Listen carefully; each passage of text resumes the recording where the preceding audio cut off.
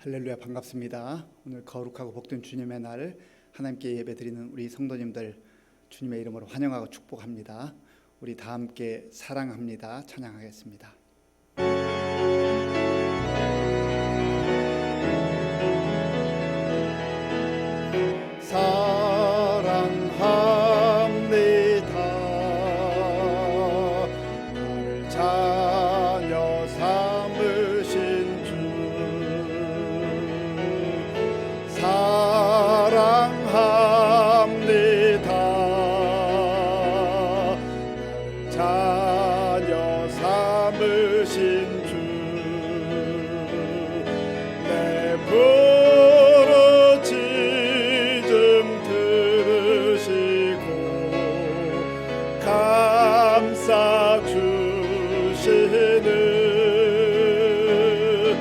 영원히 주 찬양합니다.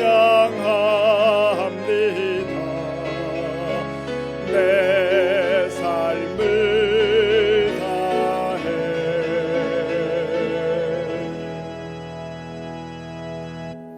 다 함께 묵도하심으로 하나님께 주일 예배를 드리겠습니다.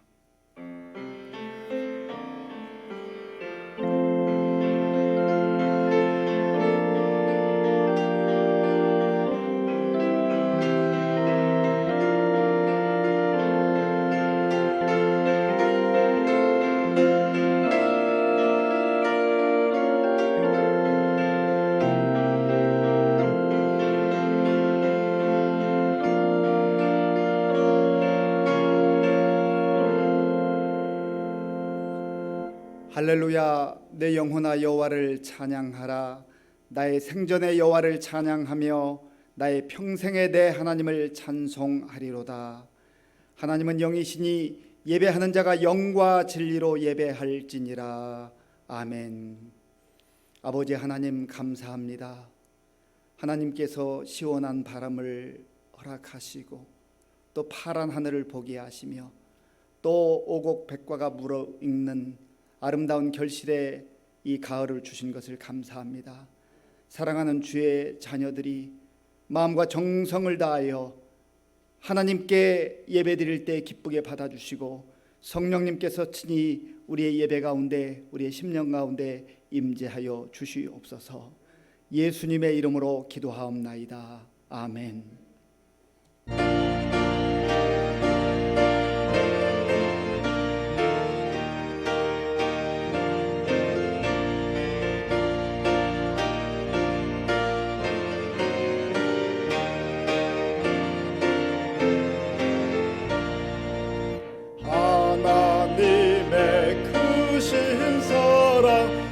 하늘에서 내리사 우리 맘에 항상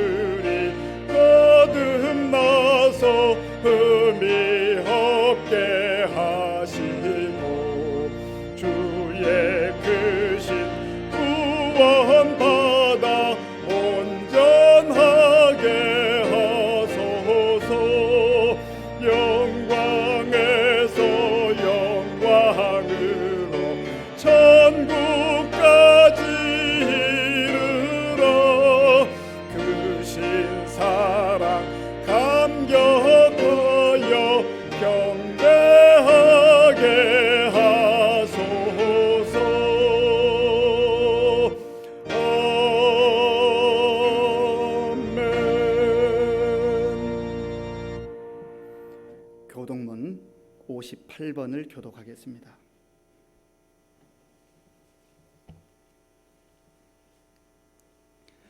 교동문은 58번입니다. 보라, 형제가 연합하여 동거함이 머리에 있는 보배로운 기름이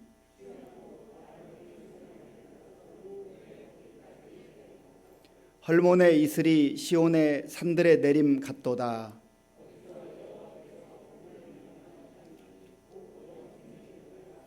아멘. 이 시간 지난 한 주간을 돌아보며 나 자신과 하나님만이 아는 죄를 참회하는 기도를 드리겠습니다.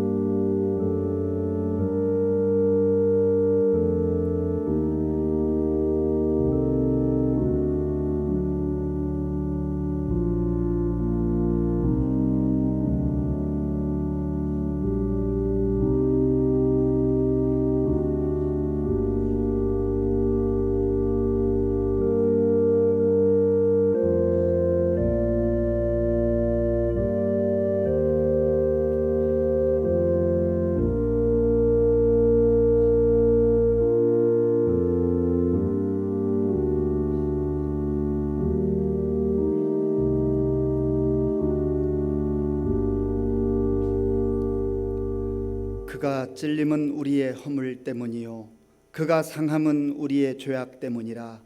그가 징계를 받음으로 우리는 평화를 누리고 그가 채찍에 맞음으로 우리는 나음을 받았도다. 아멘.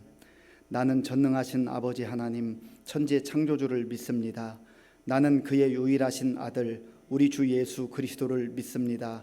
그는 성령으로 잉태되어 동정녀 마리아에게서 나시고 본디오 빌라도에게 고난을 받아 십자가에 못 박혀 죽으시고 장사된 지 사흘 만에 죽은 자 가운데서 다시 살아나셨으며 하늘에 오르시어 전능하신 아버지 하나님 우편에 앉아 계시다가 거기로부터 살아있는 자와 죽은 자를 심판하러 오십니다. 나는 성령을 믿으며 거룩한 공교회와 성도의 교제와 죄를 용서받는 것과 몸의 부활과 영생을 믿습니다. 아멘.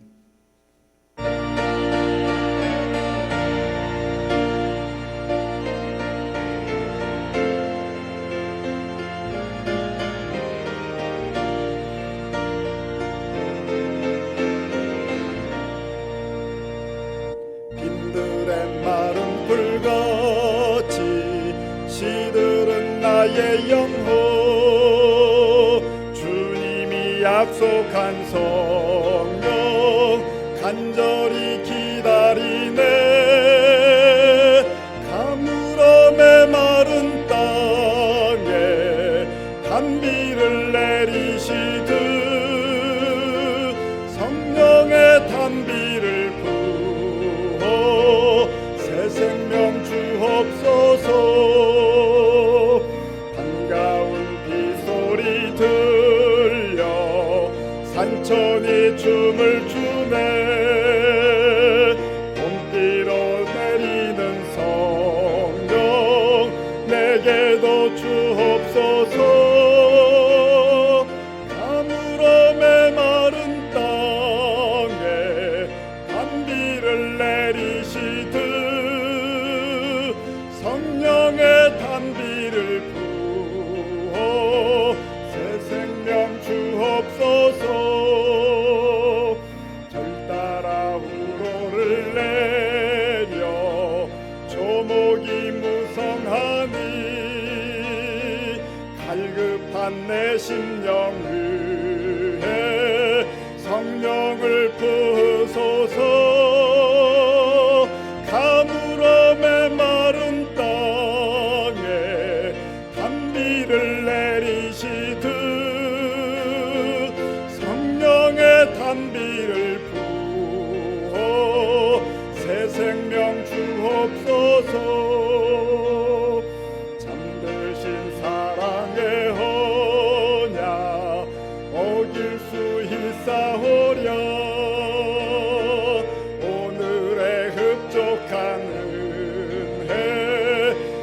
주실 줄 믿습니다. 가물어 메마른 땅에 단비를 내리시듯 성령의 단비를 부어 새 생명 주옵소서.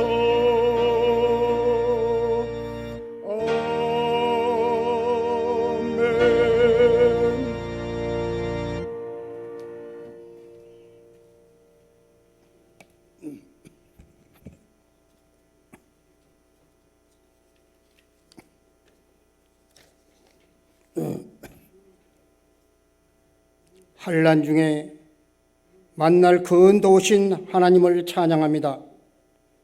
한 주간의 힘든 삶을 뒤로하고 하나님께 나온 저희를 용서하시고 안아주시니 참으로 감사합니다. 저희들 하늘로부터 오는 은총을 통해 당신이 인자하심과 긍휼하심의 풍성함을 경험케 하여 여호와께 모든 찬양과 영광을 받아 주시옵소서. 신령과 진정으로 예배하는 자를 찾으시는 하나님께서 죄로 말미암아 얼룩진 저희의 생각과 마음과 양심을 정결케 씻어서 저희를 온전한 예배자로 세워 주시옵소서. 주님, 저희들 경제적으로 육체적으로 어려워하는 저희들로에게는 위로와 평강을 허락하시고 더욱더 주님을 사모할 수 있는 성령을 충만케 도와주시옵소서. 주님, 코레라19 변형 바이러스 병균을 하루속히 주님의 이름으로 이 땅에서 사라지게 도와주시옵소서. 주님, 이 나라와 이 백성 국리를 여기사 하루속히 세계와 전국 안전되고 사회가 안정될 수 있도록 도와주시옵소서. 주님, 침체에 빠진 경제 하루속히 회복되며 온 교회가 정상적으로 예배 볼 수 있도록 주님 도와주시옵소서. 주님, 간절히 기도합니다. 하나님, 코레라 바이러스 때문에 너무나 오랫동안 아버지 하나님 저희들 정상 대예배를 보지 못했습니다. 이 시간에도 영상으로 가정에서 여러 가지 일터에서 주님을 예배하는 이 시간 하나님 불쌍히 여겨주셔서 하나님 이 시간에도 같이 동행하시고 어느 곳에 늘 함께 하시는 주님, 저희들에게 목사님 말씀을 통하여 힘있고 승리하는 이 여름을 극복할 수 있도록 도와주시옵소서. 아버지 하나님, 또한 우리 교회 성도님들 병원과 가정과 여러 가지 모양으로 아버지 하나님의 환자들이 있습니다. 저희들은 알 수 없으나 하나님은 아시오니 하나님 친히 찾아가셔서 위로하시고 감싸주셔서 하루속히 회복되는 놀라운 역사가 일어나게 하여 주시옵소서. 아버지 하나님, 또한 우리 교회는 어르신들이 많사오니 한 번도 아버지 하나님의 건강을 다치지 않게 하시고 모든 병마가 우리 어린 주일학교까지 침투 못하게 주님께서 늘 동행하시고 지금까지 지켜줬사오니 모든 병마들이 앞으로도 침투 못하게 주님 늘 동행하시고 지켜주시옵소서. 이 시간 주님께 간절히 기도하는 우리 사랑하는 주님의 자녀들 함께 하시고 그 기도를 들어주시고 승리하는 삶을 통해서 어려운 아버지 이 국민들 우리 교회 식구들 많사오니 하루속히 회복되어 아버지 하나님 이 나라가 살 수 있도록 주님 도와주시옵소서. 아버지 하나님이여, 또한 목사님 말씀을 전하시고자 하오니 그 말씀을 통하여 영상으로 보는 또한 여러 가지 초이셔서 또한 이 시간에 나와 예배드리는 모든 주님의 자녀들에게 큰 위로의 말씀이 되게 하시고 어떠한 어려움이 닥칠지라도 그 말씀을 통하여 우리들이 힘입어 다 승리하는 삶이 되도록 주님 도와주시옵소서. 간절히 바라옵고 예수님의 이름으로 기도하옵나이다. 아멘.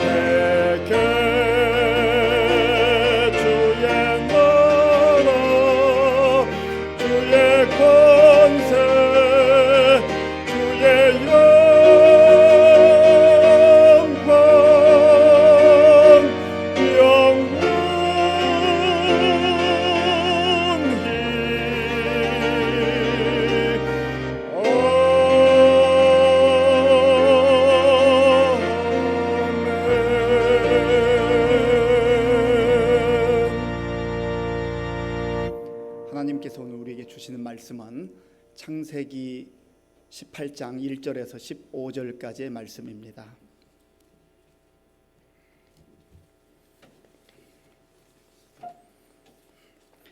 구약 성경 21쪽 창세기 18장 1절에서 15절까지의 말씀을 교독하겠습니다.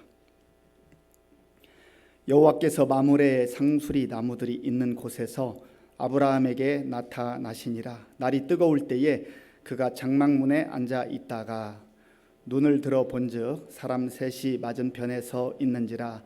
그가 그들을 보자 곧 장막문에서 달려나가 영접하며 몸을 땅에 굽혀 이르되 내 주여 내가 주께 은혜를 입었사오면 원하건대 종을 떠나 지나가지 마시옵고 물을 조금 가져오게 하사 당신들의 발을 씻으시고 나무 아래에서 쉬소서. 내가 떡을 조금 가져오리니 당신들의 마음을 상쾌하게 하신 후에 지나가소서. 당신들이 종에게 오셨음이니이다. 그들이 이르되 네 말대로 그리하라. 아브라함이 급히 장막으로 가서 사라에게 이르되 속히 고운 가루 세 스아를 가져다가 반죽하여 떡을 만들라 하고 아브라함이 또 가축대 있는 곳으로 달려가서 기름지고 좋은 송아지를 잡아 하인에게 주니 그가 급히 요리한지라. 아브라함이 엉긴 젖과 우유와 하인이 요리한 송아지를 가져다가 그들 앞에 차려 놓고 나무 아래에 모셔섬에 그들이 먹으니라. 그들이 아브라함에게 이르되 네 아내 사라가 어디 있느냐? 대답하되 장막에 있나이다. 그가 이르시되 내년 이맘때 내가 반드시 내게로 돌아오리니 네 아내 사라에게 아들이 있으리라 하시니 사라가 그 뒤 장막 문에서 들었더라. 아브라함과 사라는 나이가 많아 늙었고 사라에게는 여성의 생리가 끊어졌는지라. 사라가 속으로 웃고 이르되 내가 노쇠하였고 내 주인도 늙었으니 내게 무슨 즐거움이 있으리요. 여호와께서 아브라함에게 이르시되 사라가 왜 웃으며 이르기를 내가 늙었거늘 어떻게 아들을 낳으리요 하느냐. 여호와께 능하지 못한 일이 있겠느냐. 기한이 이를 때에 내가 네게로 돌아오리니 사라에게 아들이 있으리라. 사라가 두려워서 부인하여 이르되 내가 웃지 아니하였나이다. 이르시되 아니라 네가 웃었느니라. 아멘. 우리 함께 인사하겠습니다. 반갑습니다. 하나님을 사랑하고 이웃을 사랑합시다. 네, 한 번 더 인사하겠는데요. 행복한 추석 명절 되세요. 이제 추석 명절 연휴가 시작되었습니다. 추석하면 우리의 마음을 설레이게 하고 또 기대감에 부풀어 오르게 합니다. 그런데 세월이 흘러가면서 명절의 분위기도 많이 바뀌는 것 같습니다. 전에는 명절이 되면 이제 고향을 가고 싶어도 가지 못하는 그 실향민들을 생각하면서 방송에서는 이런 노래가 많이 흘러나왔습니다. 고향의 봄, 나의 살던 고향은 꽃피는 산골, 뭐 이런 노래랄지, 아니면 고향이 그리워도 못 가는 신세, 특별히 이북의 고향을 두고 자유를 찾아서 남쪽으로 내려왔던 그런 실향민들의 아픔과 애환을 그렇게 노래하기도 했었습니다. 그리고 고향은 갈 수 있지만 또 아득한 그 옛날이 되어서 시간이 많이 흘러서 고향을 그리워하고 또 부모님과 또 함께 자랐던 친구들을 생각하는 그 가고파라는 노래도 많이 흘러나왔습니다. 가고파 내용에 이런 가사가 있습니다. 내 고향 남쪽 바다 그 파란 물 눈에 보이네. 꿈엔들 잊으리요 그 잔잔한 고향 바다. 지금도 그 물새들 나르리 가고파라 가고파. 어디 간들 잊으리요 그 뛰놀던 고향 동무. 오늘은 다 무얼 하는고 보고파라 보고파. 그날 그 눈물 없던 때를 찾아가자 찾아가. 뭐 그런 가사 아니겠습니까? 사람은 누구나 고향을 그리워하고 또 정말 함께 행복하게 지냈던 그 시절들을 다 꿈꾸곤 합니다. 저도 외국에서 선교 사역을 하면서 외롭고 쓸쓸하고 힘들 때가 많이 있지만 우리는 몸에 밴 게 그 명절에 대한 그 추억이 있잖아요. 그러니까 외국에는 뭐 설이나 또 추석이 이게 없지만 그 시간이 돌아오면 늘 허전한 겁니다. 늘 그리운 거예요. 그러면서 고향이 그리워도 못 가는 신세, 그런 노래 가사가 생각나고 또 정말 고향을 갈 수 있기만 해도 그건 행복하구나라는 생각을 했습니다. 1998년쯤 그리고 99년 그 즈음으로 기억이 듭니다. 제가 고향을 찾아서 부모님을 찾아뵙던 그때에 차를 운전해서 가는데 17시간 걸렸던 그런 기억이 있습니다. 얼마 전에 우리 교직원 경건이를 하고 이렇게 집사님과 얘기하다가 그때 추석 명절에 부모님 뵈러 갔다 오는데 17시간 걸렸던 것 같아요 이야기하고는 설마 17시간? 그랬을까? 제 기억이 아마 잘못된 것은 아닐까라고 그렇게 이제 아마 그렇게 기억하는데 정확한지는 모르겠어요 라고 했어요. 그리고 제가 유튜브를 찾아봤습니다. 1998년도에 명절 즈음에 그 또 뉴스를 옛날 추억하면서 올려놓은 그 유튜버들이 있습니다. 그때 서울에서 대전까지 13시간 걸렸던 그 뉴스가 나오는 걸 보면 그래 맞아 17시간 걸렸지, 뭐 15시간 걸린 적도 있고 10시간 훌쩍 넘긴 그런 시간들이 있었습니다. 참 힘들고 어려웠지만 그래도 고향이 있다는 것, 또 찾아갈 때가 있다는 것, 부모님이 있다고 하는 것, 그 설레임과 기대감 때문에 힘들고 지루한 시간이었지만 견뎌내며 갔던 것이지요. 우리는 모두 다 고향을 그리워하는 그런 나그네와 같은 인생을 살아가고 있습니다. 우리 법무부 통계에 의하면 2000년도 통계로 우리 대한민국의 외국인들이 252만 명이 살아가고 있습니다. 그 중에 41만 명이 경기도권에 살기 때문에 외국인들이 최다 많이 사는 곳이 경기도입니다. 이제 코로나19로 인해서 좀 숫자가 줄기는 했지만 이 땅에 수많은 사람들이 나그네로 살아가고 있다고 하는 것이죠. 저도 선교지를 가기 전에는 이 흑인들을 만나면 조금 경계하는 마음이 있었는데요. 요즘에는 흑인들을 만나면 마치 고향 사람 만난 것처럼 내가 먼저 다가가서 이렇게 말이라도 붙이고 또 인사하고 그렇습니다. 나그네로 살아가는 사람들은 늘 허전하고 쓸쓸한 것이거든요. 사실은 엄밀하게 말하면 우리가 정말 국교에 살든 또 국내에 살든 어디 있든지 우리는 다 고향을 찾아가는 나그네와 같은 인생이라고 성경이 말씀하고 있습니다. 우리는 잠깐 이 땅에 사는 것이죠. 나그네와 같은 인생을 사는 겁니다. 우리는 지금 믿음의 여정의 그 흔적을 따라서 아브라함의 삶을 묵상해 가고 있습니다. 아브라함도 이 땅을 살면서 그는 철저하게 나그네 인생을 살았습니다. 실제적으로 아브라함은 고향 땅 갈대아 우르를 하나님의 약속의 말씀 그거 하나 붙들고 떠난 거 아니겠습니까? 그 시대에, 그 오래전 그 시대에 약속의 말씀을 붙들고 고향을 떠나서 나그네 인생이 된다는 것은 쉬운 일이 아니었습니다. 그럼에도 불구하고 하나님께서 말씀하셨기 때문에, 하나님께서 약속을 주셨기 때문에 그거 붙들고 떠난 거지요. 그리고 또한 아브라함이 이제 하란이라는 곳에서 일정 기간 거하다가 아버지 데라가 세상을 떠난 이후에 하나님이 보여주시는 그 땅 가나안 땅으로 와서 정착에 살아가고 있었습니다. 그렇지만 여전히 아브라함은 나그네 인생인 겁니다. 아브라함이 믿음의 조상이라고 일컬어지고 그는 대단한 믿음의 사람으로 우리에게 각인되어 있지만 그의 삶 전체를 보면 그의 믿음도 흔들릴 때가 있었어요. 연약해질 때가 있었어요. 환경에 영향을 받을 때가 있었습니다.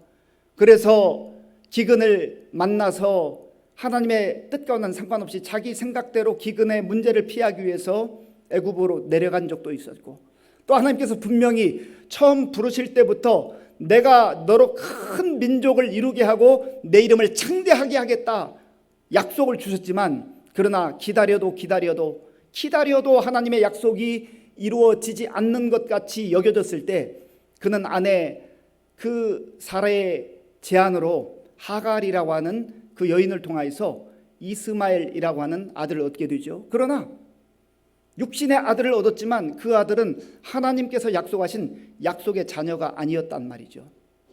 그리고 또 긴 시간이 흐른 다음에 창세기 17장에 보면 하나님께서 99세인 아브라함을 찾아오셨습니다. 그리고 그에게 또다시 언약을 말씀해 주세요. 이제는 인간의 눈으로 볼 때는, 인간의 생각으로, 아브라함의 생각으로 생각할 때는 점점점 가능성이 없어지는 그때에, 가능성이 전혀 보이지 않는 그때 하나님께서 찾아오셔서 내가 너의 몸에서 날 그 자녀를 주겠다. 그리고 언약을 주시면서 그 언약에 지워지지 않는 징표로 할례를 행하라고 말씀해 주셨습니다. 그리고 아브라함의 이름은 아브라함으로, 그리고 아내 사레의 이름은 사라로 그렇게 바꾸어 주시고, 이제는 믿음의 사람답게, 하나님의 사람답게 성숙한 모습으로, 변화된 모습으로 약속을 붙들고 그렇게 살라고 말씀하신 것이죠. 그리고 얼마 지나지 않아서 오늘 18장에서 하나님께서 다시금 아브라함을 찾아오시는데, 이때는 전혀 다른 모습으로 찾아오십니다. 오늘 성경에 보면 하나님께서 인간의 모습으로 아브라함을 찾아오셨다 말씀합니다. 오늘 본문 창세기 18장 1절과 2절을 함께 읽겠습니다. 1절과 2절입니다. 여호와께서 만물의 상수리 나무들이 있는 곳에서 아브라함에게 나타나시니라. 날이 뜨거울 때에 그가 장막문에 앉아 있다가 눈을 들어 본즉 사람 셋이 맞은편에 서 있는지라. 그가 그들을 보자 곧 장막문에서 달려나가 영접하며 몸을 땅에 굽혀 아멘. 지금 아브라함은 헤브론 지역 그 마물의 상수리 나무 앞에서 이제 살아가고 있었는데, 쉬고 있을 때 아주 태양빛이 장렬한 아마 정오쯤이었던 것 같아요. 그때에 나그네 3명이 이제 다가오게 된 것입니다. 사람 셋이 다가왔다고 그랬어요. 창세기 19장을 보면 그 중에 2명은 천사입니다. 그리고 하나님께서 사람의 모양으로 아브라함을 찾아오신 것이죠. 사실은 하나님은 영이시기 때문에 하나님 그 자체를 육신의 눈을 가진 인간이 볼 수가 없습니다. 죄를 가진 죄인이 하나님을 보게 될 때 죽을 수밖에 없는 거예요. 그래서 하나님께서 아브라함에게 이제 다른 모습으로 나타나신 것이죠. 출애굽기를 보면 모세는 하나님과 대면하여서 친구처럼 얘기하는 아주 친밀한 관계를 유지했다고 했습니다. 시내산에 올라가서 40일 동안 또 금식하면서 하나님과 교제하고 말씀을 듣는 그러한 아주 특별한 관계였습니다. 그러니 이 모세가 하나님을 얼마나 보고 싶었겠습니까? 모세에게도 그런 열망이 있잖아요. 저와 여러분들도 할 수만 있으면 하나님 좀 보고 싶습니다. 그런 사모함이 있잖아요. 그런데 죄인인 인간이 하나님을 보게 될 때는 죽게 됩니다. 출애굽기 33장 20절에서 하나님께서는 모세가 하나님 보기를 원할 때 말씀해 주셨어요. 출애굽기 33장 20절 제가 읽어보겠습니다. 또 이르시되 네가 내 얼굴을 보지 못하리니 나를 보고 살 자가 없음이니라. 계속해서 하나님께서는 이 모세가 정말 하나님을 보기를 사모할 때 그러면 내가 뒷모습을 보여주겠다. 그러면서 이렇게 말씀하셔요. 내 영광이 지나갈 때 내가 너를 반석 틈에 두고 내가 지나도록 내 손으로 너를 덮었다가 손을 거두리니 네가 내 등을 볼 것이요 얼굴은 보지 못하리라. 하나님께서 이 모세를 극진히 사랑하셔서 뒷모습을 살짝 보여주셨어요. 그런데 이 모세가 그 하나님과 교제하고 하나님의 영광을 보고 이게 산 밑으로 내려왔을 때 백성들이 모세를 보니까 얼굴에서 광채가 나는데 감히 쳐다볼 수가 없는 거예요. 하나님의 그 뒷모습만 본 그 모세가 자기도 잘 몰랐는데 백성들이 그렇게 두려워하는 것을 보게 된 것이죠. 하나님께서는 이와 같이 인간이 직접적으로 대면할 수 없기 때문에 이제 색다른 모습으로, 인간의 모습으로 아브라함을 찾아오셨는데, 중요한 것은 아브라함이 지금 이 세 사람이 하나님 그리고 천사라고 하는 이 사실을 모르고 있다는 거예요. 이 고대 근동의 그 습관 중에, 문화 중에 나그네가 지나가면 아주 극진히 환대하는 그러한 문화가 있었다고 합니다. 아브라함도 하나님의 사람으로 하나님의 자녀로서 당연히 이제 먼 여행을 하면서 정말 여행 가운데 지쳐있는 나그네들을 극진히 환영하는 그 모습이 이 오늘 본문 속에 나타나고 있는 것이죠. 그리고 아브라함이 취하는 이 행동, 말 이런 내용들을 보면은 그저 가식적으로 형식적으로 그저 입에 발린 소리로 하는 것이 아니라는 것을 분명하게 알 수 있습니다. 본문 2절을 제가 한번 더 읽어보겠습니다. 눈을 들어 본즉 사람 셋이 맞은편에 서 있는지라 그가 그들을 보자 곧 장막문에서 달려나가 영접하며 몸을 땅에 굽혀. 장막문에 있던 아브라함이 달려가서 그들을 환영하고 영접했다. 그 마음이 담겨 있는 거 아니겠습니까? 하나님의 사람들, 하나님의 자녀들, 그리스도인들이 오늘 이 땅에서 정말 나그네를 어떻게 생각하고 어떻게 대해야 하는가를 오늘 아브라함의 삶을 통해서 보여주는 겁니다. 사실은 요즘 이 시대에 우리가 사람을 환영하고 또 이제 따뜻하게 대하고 해야 되는데 사람이 무서운 시대가 돼버렸습니다. 사람 만나는 게 무서운 시대가 됐어요. 그래서 그 어떤 것보다도 사람 만나면 두려움이 임하고 낯선 사람이 오면 경계하게 되고 한다는 것이죠. 물론 우리에게 이 시대 속에서 지혜가 필요한 것은 사실이지만 그렇다고 해서 우리의 마음문을 닫아버리거나 또 나그네를 모른 채 해서는 안 된다고 하는 것입니다. 아브라함은 예기치 못했던 이 나그네들이 지나가게 될 때 지금 자기 그 장막 곁으로 오게 될 때 정말 뛰어나가서 이들을 적극적으로 환영을 했습니다. 그리고 이 아브라함은 그들에게 먼저 물을 내어주면서 발을 씻어주고 우리 집에서 좀 쉬었다 가십시오. 원기를 회복하고 가시기를 바랍니다. 그러면서 조금 계시면은 음식을 제가 준비해서 올 텐데 그렇게 하시겠습니까? 정중하게 의견을 묻는 것이죠. 그래서 이 세 사람의 동의를 얻은 후에 아브라함은 자기 아내 사라에게 급히 갑니다. 자, 본문 6절 말씀 제가 읽어보겠습니다. 아브라함이 급히 장막으로 가서 사라에게 이르되 속히 고운 가루 세 스아를 가져다가 반죽하여 떡을 만들라 하고. 아멘. 여기 보면 아브라함이 급히 장막으로 갔다. 그리고 속히 떡을 좀 만들어 주세요라고 부탁을 하죠. 그리고 다급한 거예요. 이 아브라함의 태도 속에는 정말 이 나그네들, 지쳐있는 나그네들을 빨리 쉬게 하고 그 허기진 배를 채워주고자 하는 그 따뜻한 마음이 배어 있는 것이죠. 적극적인 친절, 적극적인 환영의 마음이 있는 것입니다. 그리고 새 스아를 가져가 반죽하라고 했는데 이 새 스아의 전체 분량을 계산해 보면 약 20리터에서 22리터가 된다고 합니다. 그러니까 한 장정 10명이 세 끼를 먹을 수 있는 분량 정도 된다고 하는 거예요. 그러면 왜 이렇게 많은 분량을 사라에게 요구했을까? 성경학자들이 이렇게 이 내용을 이제 연구를 하는데 크게 두 가지 내용이 있습니다. 하나는 지금 여기서도 먹고 이 나그네들이 또 먼 길을 갈 터인데 아브라함은 이 다급한 상황 속에서도 나그네들이 먼 길을 가는 동안 이 떡을 가지고 가면서 또 허기를 채울 수 있도록 다음 여행을 준비시켜 주기 위해서 많은 떡을 요구했다. 그런 내용이 있고요. 또 하나는 그 주변에 우리 아브라함 가족들 또 그 집안에 있는 사람들에게 함께 나누어 먹도록 하기 위해서 그렇게 요청을 했다라고 하는 그러한 해석이 있습니다. 뭐 어떤 것이어도 중요한 것은 아브라함의 마음에는요 옹졸하지 않고 아주 그 품이 넉넉하고 풍성하게 대접하고자 하는 그 마음이 배어 있는 것을 볼 수가 있는 것이죠.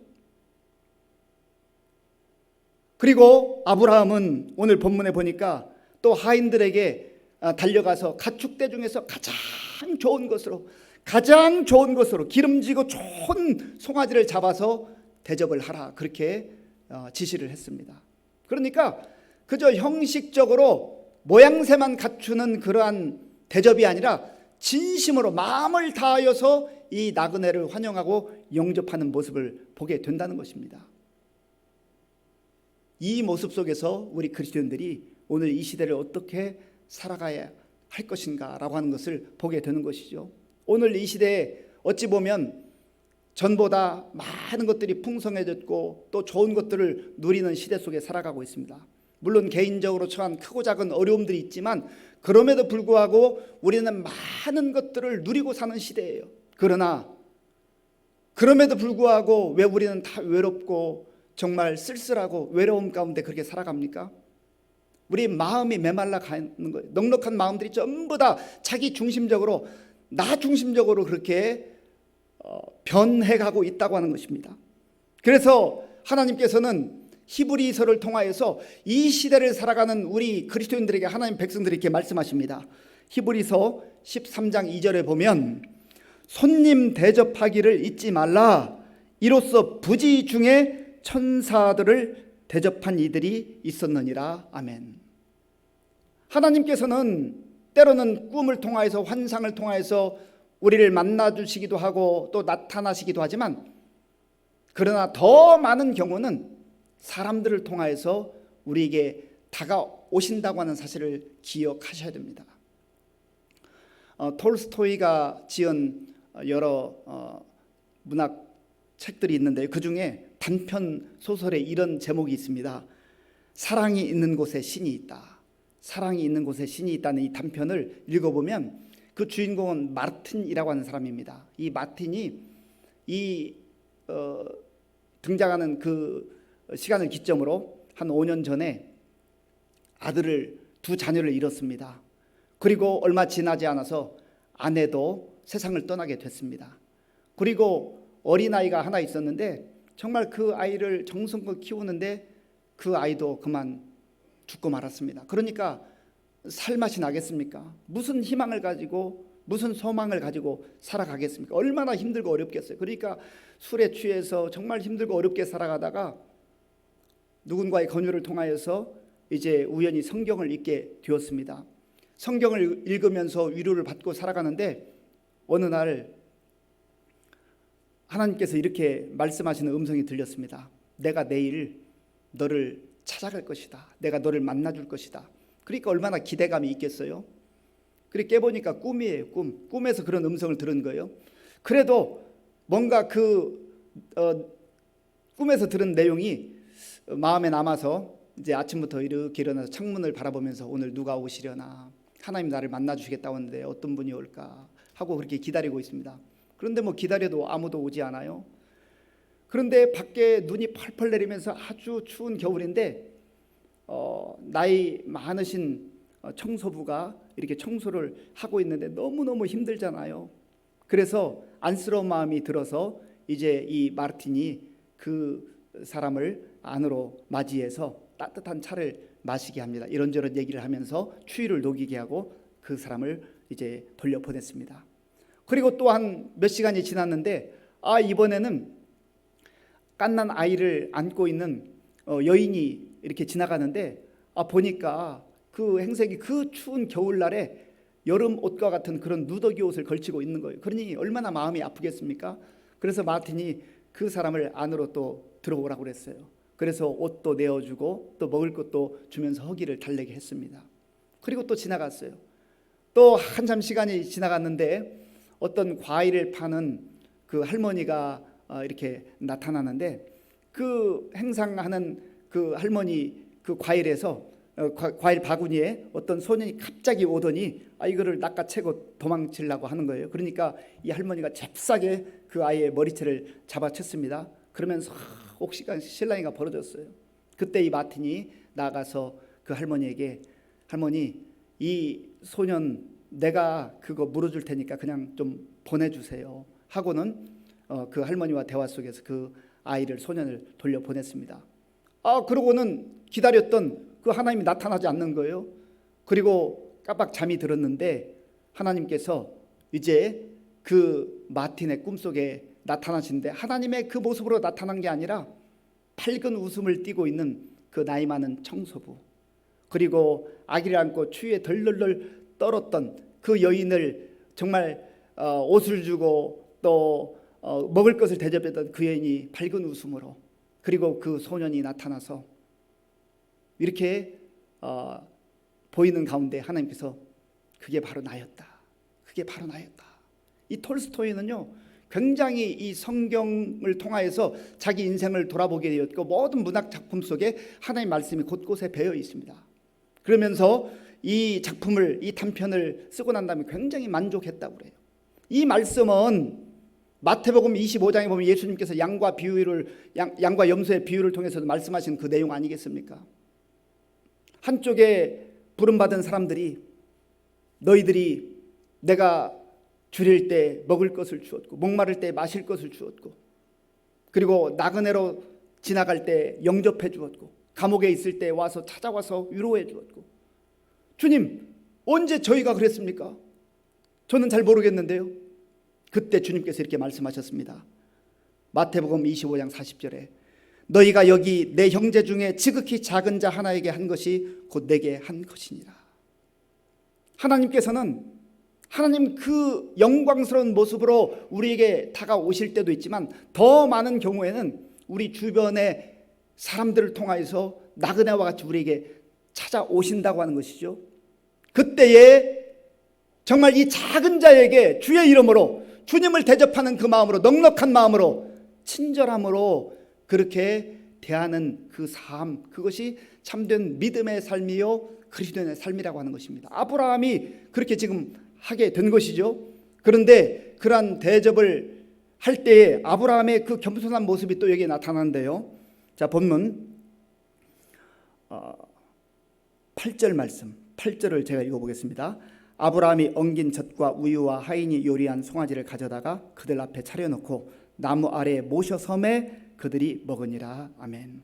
아브라함은 지금 이 세 명의 나그네를 극진히 대접하는데 자기 집안에도 많은 하인들이 있지만 그러나 자기 자신이 친히 거기에서 서서 그들이 음식을 먹는 동안 섬기고 덮고 이렇게 하는 모습을 보이게 되는 것이죠. 그때에 그 나그네 중에 한 명이 이렇게 갑자기 질문을 합니다. 그 질문의 내용이 본문 9절에 나와 있습니다. 우리 9절을 함께 읽겠습니다. 그들이 아브라함에게 이르되 네 아내 사라가 어디 있느냐?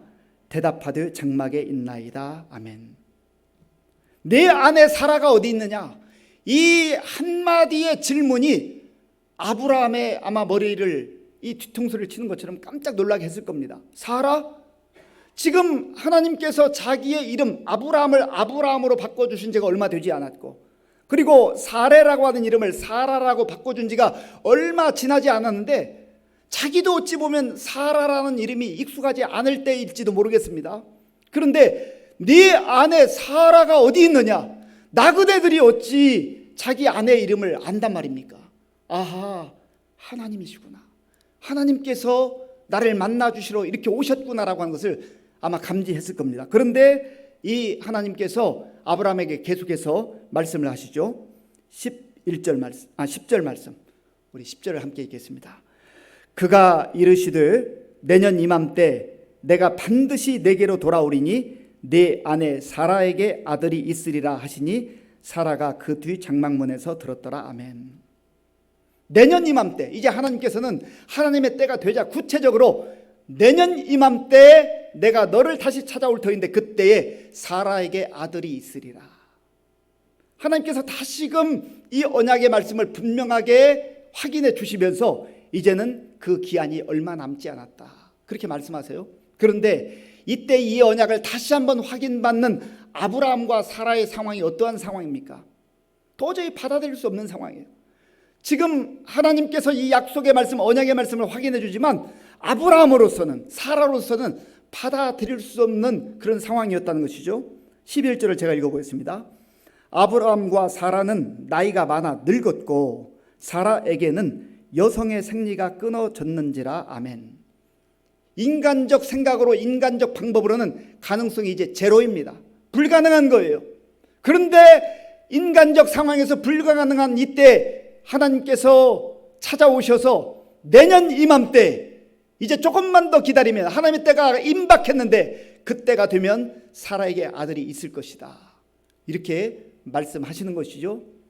이 말을 들은 아브라함 그리고 사라는 어땠을까요? 사라의 반응이 나와 있습니다. 본문 12절 제가 읽어보겠습니다. 사라가 속으로 웃고 이르되 내가 노쇠하였고 내 주인도 늙었으니 내게 무슨 즐거움이 있으리요. 아멘. 사라가 속으로 웃었다. 이 웃음은 너무 행복해서 웃었을까요? 기뻐서 웃었을까요? 어이가 없는 거예요. 어이가. 아니 그걸 말이라고 합니까? 지금 내 나이가 지금 90이 다 되었고 아브라함은 지금 99세 100세가 다 되었고, 그리고 무엇보다도 임신할 가능성이 전혀 없는 이 사라의 여성의 생리가 끊어져 있는 이런 상태, 불가능한 상태 속에서 아들이 있을 것이라고 말씀하니까 어이가 없는 헛웃음이 나온 거 아니겠습니까? 그런데요, 이 사라의 반응, 아브라함의 반응이 여기 구체적으로 나오지는 않지만 아브라함은 이미 17장에서 사라와 같은 그런 똑같은 반응을 보였습니다. 하나님께서 99세에 아브라함을 찾아오셔서 언약을 다시금 확인해 주시면서 변하지 않는 영원한 징표로 할례를 말씀하시고 그에게 약속을 주실 때 아브라함의 반응이 무엇이었습니까? 창세기 17장 17절에 보면 이렇게 말씀합니다. 아브라함이 엎드려 웃으며 마음속으로 이르되 100세 된 사람이 어찌 자식을 낳을까? 사라는 90세니 어찌 출산하리요 하고, 그리고 나서 덧붙인 말이 그 아들은 그냥 내버려 두시고요, 안 될 거 아니까 그 가능성이 없는 거 괜히 왜 희망 고문하십니까? 하나님 그저 이스마엘이나 잘 키웠으면 좋겠습니다. 그렇게 아브라함도 하나님께 반응했던 거예요. 이런 아브라함의 반응 그리고 사라의 반응을 바라보면서 우리는 야 믿음의 조상이 뭐 저래 그렇게 쉽게 말할 수 있는 사람이 있겠습니까? 만약에 이러한 똑같은 상황 속에서 하나님께서 저와 여러분에게 말씀하셨다면 우리도 기가 막혀서 너무나 어이가 없어서 웃지 않았겠습니까? 그런데요, 하나님께서 이들을 나무라지 않으세요. 그리고 다시 한번 확인해 주십니다. 자, 본문 13절, 우리 13절은 같이 읽겠습니다. 여호와께서 아브라함에게 이르시되 사라가 왜 웃으며 이르기를 내가 늙었거늘 어떻게 아들을 낳으리요 하느냐. 아멘. 하나님께서 어찌 보면 이 아브라함의 어이없는 웃음 그리고 사라의 믿음 없는 웃음, 그 웃음을 들으시면서 그래 네 생각으로는 안 된다고 생각하지, 안 될 게 뻔하지, 가능성이 없지, 불가능한 일이지, 그래 맞아. 그러나 사람은 안 되지만 너는 안 되지만 너가 하는 게 아니고 사람이 하는 게 아니고 내가 한다. 여호와 하나님께서 하신다. 하나님은 전능하신 하나님이다 라고 하는 것을 지금 말씀하고 있는 것입니다. 그래서 14절에서 이렇게 말씀합니다. 여호와께 능하지 못한 일이 있겠느냐. 여호와께 능하지 못한 일이 있겠느냐. 우리는 너무나 많은 경우에 내가 안 되면 하나님도 안 된다고 생각합니다. 내가 못하면 하나님도 못한다고 생각해요. 세상 사람들이 다 안 되면 하나님도 안 된다고 생각해요. 우리는 하나님을 아버지라 부르면서 전능하신 하나님, 창조주 하나님이라고 고백하면서도 너무나 많은 경우에 있어서 이런 상황에 처할 때 안 될 거야. 이게 어떻게 가능하겠어? 내 수준으로 내 생각으로 하나님의 생각을 자꾸 끌어내리려고 하는 거예요. 내 수준으로 내 경험으로 내 지식으로 하나님을 이해하려고 하는 거예요. 그래서 하나님께서는 이사야 선지자를 통해서 하나님이 어떤 분이신지를 분명하게 말씀해 주셨습니다. 이사야 55장 8절과 9절 말씀을 제가 읽어보겠습니다.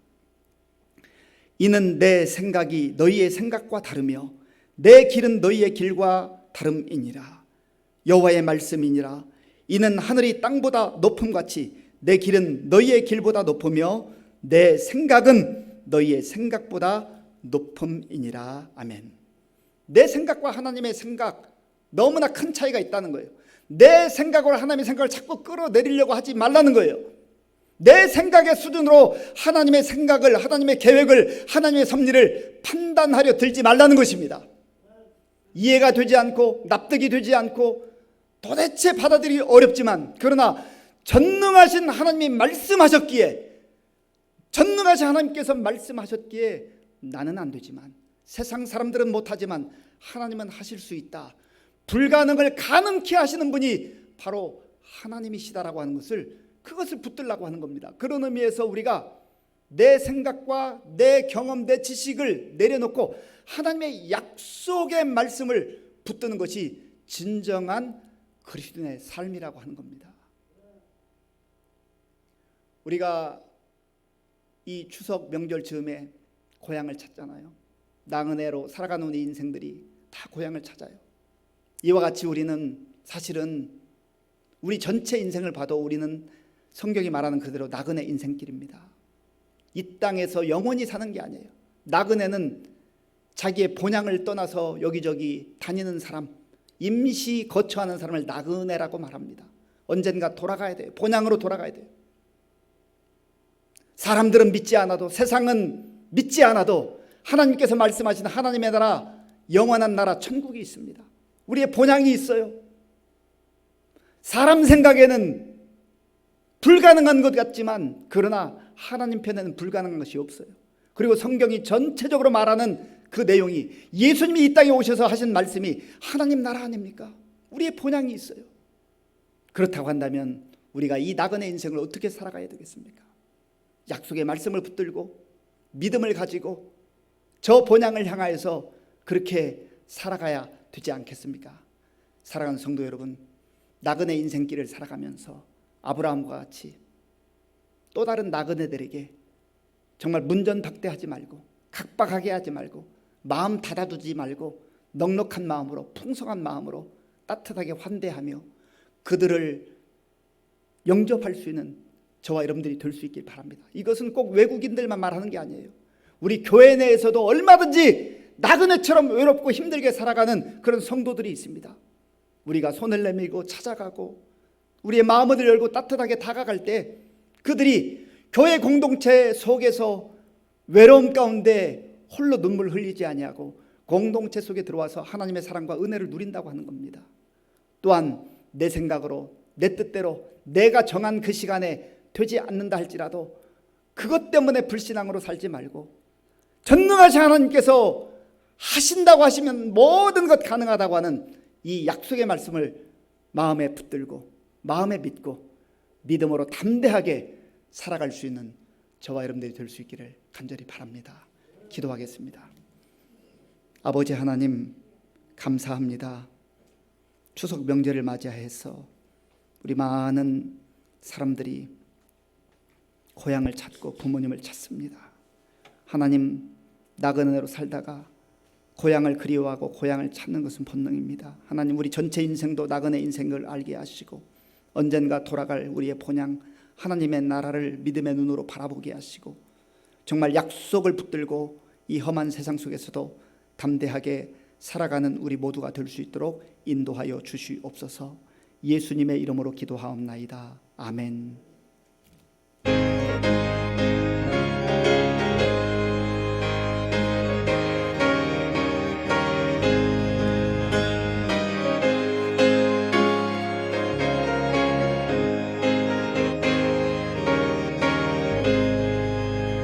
내 영혼의 햇빛이니 주 영광 찬란해.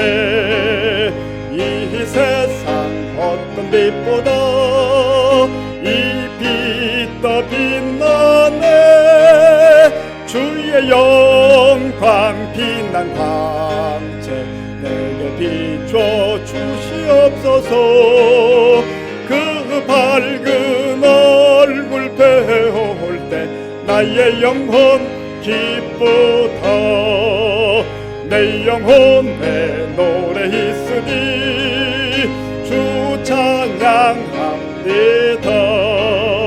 주 귀를 기울이시사 다 듣고 계시네. 주의 영광 빛난 광채 내게 비춰 주시옵소서. 그 밝은 얼굴 배울 때 나의 영혼 기쁘다. 내 영혼의 봄날 되어서 주 함께 하실 때 그 평안 내게 깃들고 주은혜 꽃피네. 주의 영광 빛난 광채 내게 비춰 주시옵소서. 그 밝은 얼굴 배울 때 나의 영혼 기쁘다. 내 영혼에 희락이 있고 큰 소망 넘치네. 주 예수 복을 주시고 또 내려주시네. 주의 영광 빛난 광채 내게 비춰 주시옵소서. 그 밝은 얼굴 배울 때 나의 영혼 기쁘다.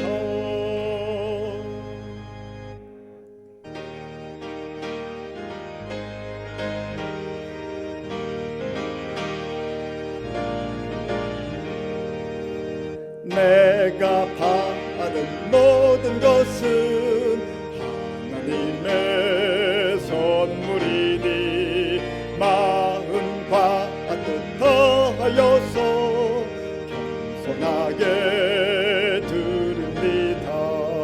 주님 기뻐 받으시니 바치는 나 즐겁도다. 복의 근원 하나님께 영원토록 감사하리. 아멘. 아버지 하나님 감사합니다. 우리에게 추석 명절을 허락해 주시고 고향을 찾게 하시고 또 부모님을 찾을 수 있는 은혜를 베풀어 주셔서 감사합니다. 하나님 아버지여, 우리가 이 땅을 나그네로 살아가면서 우리의 육신의 고향도 있지만 영원한 하나님의 나라 본향이 있음을 알게 하시고 그 본향을 그리워하며 그 본향을 꿈꾸며 믿음으로 담대하게 살아갈 수 있도록 인도하여 주시옵소서. 하나님께서 베풀어 주신 모든 은혜 가운데 구별하여 주일헌금 11조 감사헌금 각종 목적 헌금을 믿음과 정성으로 드리오니 기쁘게 받아주시고 이 물질이 사용되는 곳에 예수님의 생명의 복음, 천국 복음이 전파되게 하여 주시옵소서. 아버지 하나님, 코로나19 상황이 지속되는 가운데 영적으로 많이 침체에 빠져 있는 분들이 있습니다. 주께서 다시금 언약의 말씀, 약속의 말씀을 들려주셔서 말씀 붙들고 담대하게 일어나게 하여 주시옵소서. 하나님 아버지, 육신적으로 많은 질병으로 인하여서 고통당하며 어려움 가운데 있는 우리 환우들이 있습니다. 주께서 긍휼히 여겨주시고 저들의 흐르는 눈물을 닦아 주시옵소서. 아버지 하나님, 또 자녀 교육과 또 경제적 어려움과 또 직장과 취업과 결혼과 여러 가지 우리 생활에 필요한 문제를 가지고 하나님 앞에 간절한 마음으로 기도할 때 하나님께서 하나님의 때에 좋은 것으로 응답하여 주시옵소서. 하나님께서 함께 주실 줄 믿고 감사드리오며 예수님의 이름으로 축복하면서 기도하옵나이다. 아멘.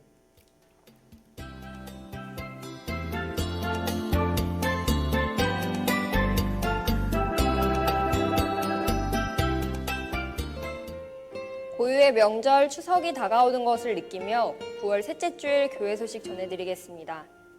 정부의 수도권 거리두기 4단계에 따른 조치로 인해 10월 3일까지 모든 예배를 온라인 비대면으로 드립니다. 어려운 시기에 각 처소에서 경건 생활에 힘써주시기 바랍니다. 한편 9월 17일 교회 방역하였습니다. 코로나 방역 지침에 따른 예배 준비를 위해 백신 접종하신 성도들께서는 예배위원이나 사무실에 알려주시기 바랍니다.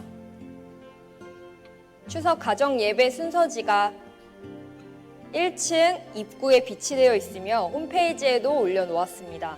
한 걸음에 달려가서 신고를 해놓고 그리고는 와서 마당으로 돌아보니까 본당하고 보일러 사이에 불길이 치솟기 시작을 했고요. 그때 이제 소방차 3-4대가 와서 불을 끄기 시작을 했습니다. 지난 주일 당회원들이 화재로 어려움 중에 있는 전국 중앙교회를 방문하여 위로하였습니다. 직동공원 근처에 있는 더샤파크 애비뉴에 이사 오신 새로운 이웃들을 환영하고 전도를 위해 기도해 주시기 바랍니다. 새벽기도 용사 100명 달성 및 감사일기 쓰기에 적극 동참해 주시기 바랍니다. 성경 읽기 올해 목표 120독으로 현재 88독입니다. 또한 10월 3일까지 예언서 통독합니다. 성경 읽기표는 1층 로비와 교회 홈페이지에 있습니다. 교우 동정입니다. 유광섭 집사, 최민 성도 가정에 9월 14일 하나님께서 어여쁜 딸을 주셨습니다. 기타 소식입니다. 이전처럼 회복될 것을 믿사오며 하나님 사랑, 이웃 사랑하는 의정부 시민교회 교회 소식이었습니다. 예, 어려운 상황 중에서도 추석 명절을 맞이한 우리 성도님들께 하나님의 풍성한 은혜가 함께하기를 바랍니다. 그리고 특별히 우리 주변에 있는 나그네들에게 따뜻한 마음으로 환대할 수 있는 우리 모든 그리스도인들이 될 수 있기 바랍니다. 우리 다 함께 물된 동산 찬양하겠습니다.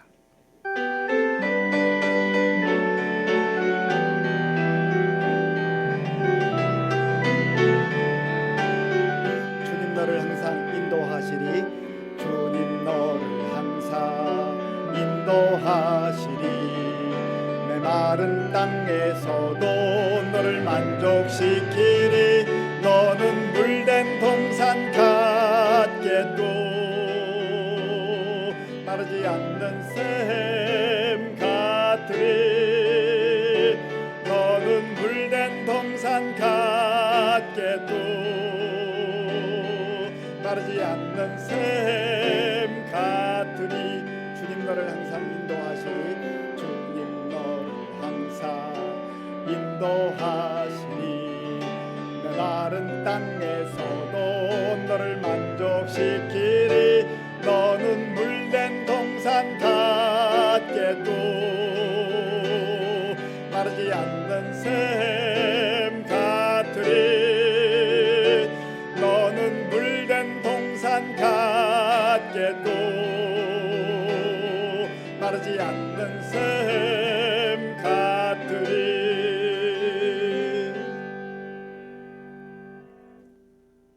지금은 우리 주 예수 그리스도의 은혜와 우리 아버지 하나님의 크신 사랑과 성령님의 교통하심과 역사하심과 위로하심이 나그네 같은 인생을 살면서도 하나님의 은혜를 덧입고 하나님의 약속을 붙들고 불가능한 상황 속에서도 가능케 하시는 하나님의 능력을 믿으며 믿음으로 담대하게 살기로 결단하는 모든 성도들 머리 위에와 저들의 가정과 자녀들과 일터 위에와 몸된 교회 위에와 우리나라와 민족 가운데 이제로부터 영원토록 함께 하옵시기를 간절히 축원하옵나이다. 아멘.